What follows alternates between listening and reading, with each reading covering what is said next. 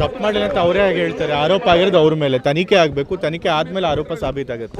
In fact ಅವ್ರು ಹೇಳಿರೋದಂತೂ ನಿಜ, 100% ನಿಜ. ಯಾಕೆಂದರೆ ನಾನೇ ಸದನದಲ್ಲಿದ್ದೆ, ಅವ್ರು ಪ್ರಾಸ್ಟಿಟ್ಯೂಟ್ ಅನ್ನೋ ಪದ ಉಪಯೋಗಿಸಿದ್ರೆ ನಾನೇ ಕಿವಿಯಾರೆ ಕೇಳಿದ್ದೀನಿ. ಅಷ್ಟಿದ್ದು ಕೂಡ ನಾಚಿಕೆ ಇಲ್ಲದೆ ಸುಳ್ಳು ಹೇಳ್ತಾ ಇದ್ದಾರೆ.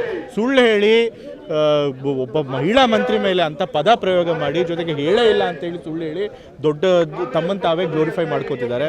ಸೊ ಇಂಥ ನಾಚಿಕೆಗೆಟ್ಟ ಲಜ್ಜೆಗೆಟ್ಟ ರಾಜಕೀಯ ನಾನು ಯಾವತ್ತೂ ನೋಡಿಲ್ಲ.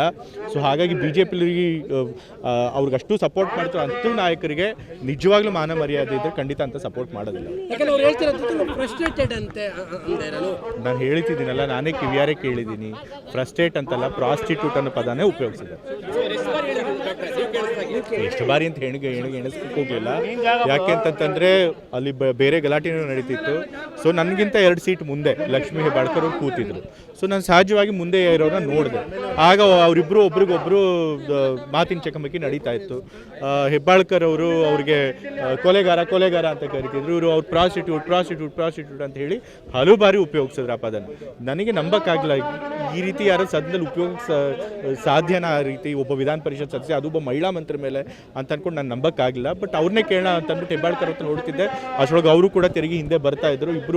ನಾವಿಬ್ಬರು BK ಹರಿಪ್ರಸಾದ್ ಅವ್ರ ಸೀಟ್ ಹತ್ರ ಹೋದ್ವಿ. ಅವಾಗ ಅವ್ರು ಹೇಳಿದ್ರು ಹಿಂಗೆ ಹೇಳಿದ್ರು ಅಂತ. ನಾನು ಅವಾಗ ಹೌದು, ಅವ್ರು ಕನ್ಫರ್ಮ್ ಮಾಡಿದ್ಮೇಲೆ ಅವ್ರು ಹೇಳಿದ್ದು ನಿಜ, ಹೇಳ್ತಿದ್ದು ನಿಜ, ನಾನೇ ಕಿವಿಯಾರು ಕೇಳಿದೆ ಅಂತ ಹೇಳಿದೆ. ಆಮೇಲೆ ನಾವೆಲ್ಲ ಹೋಗಿ ನಮ್ಮ ಸಭಾಪತಿಗಳ ಹತ್ರ ಹೋಗಿ ಕಂಪ್ಲೇಂಟ್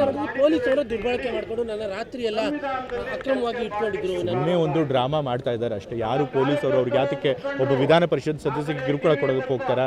ಖಂಡಿತ ಇಲ್ಲ. ಅಲ್ಲಿ ಲಾ ಆ್ಯಂಡ್ ಆರ್ಡರ್ ಕೆಡಬಾರ್ದು ಅಂತ ಹೇಳಿ ಅವ್ರೇನೋ ಕ್ರಮಗಳನ್ನು ತೆಗೆದುಕೊಂಡಿರ್ತಾರೆ. ಇವ್ರು ಅಷ್ಟಕ್ಕೆ ನಾನು ಕೊಲೆ ಮಾಡೋಕ್ಕೆ ಹೋಗ್ತಿದ್ದೀನಿ ಅಂತ ಹೇಳಿ ಡ್ರಾಮಾ ಮಾಡ್ತಾರಲ್ಲ.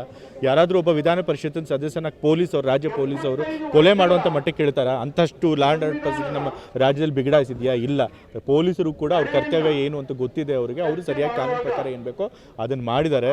ಆದರೆ ಒಬ್ಬ ಮಹಿಳಾ ಮಂತ್ರಿ ಮೇಲೆ ಸದನದಲ್ಲಿ ಅಂಥ ಅವಾಚ್ಯ ಪದ ಉಪಯೋಗಿಸಿರುವಂಥ ಒಬ್ಬ ವಿಧಾನ ಪರಿಷತ್ ಸದಸ್ಯಕ್ಕೆ ಇಡೀ BJP ಪಕ್ಷ ಅವರಿಂದ ನಿಂತಿದೆಯಲ್ಲ, ಅದಕ್ಕಿಂತ ನಾಚಿಕೆಗೇಡಿನ ಸಂಗತಿ ಇಲ್ಲ. ಅಲ್ಲ, ಈಗ ಕೇಂದ್ರ ಸಚಿವ ಪ್ರಹ್ಲಾದ್ ಜೋಶಿ ಹೇಳ್ತಾರೆ ನಕಲಿ ಎನ್ಕೌಂಟರ್ ಮಾಡೋಕ್ಕೂ ಕೂಡ ಪ್ರಯತ್ನ ಪಡ್ತಾ ಇದ್ರು.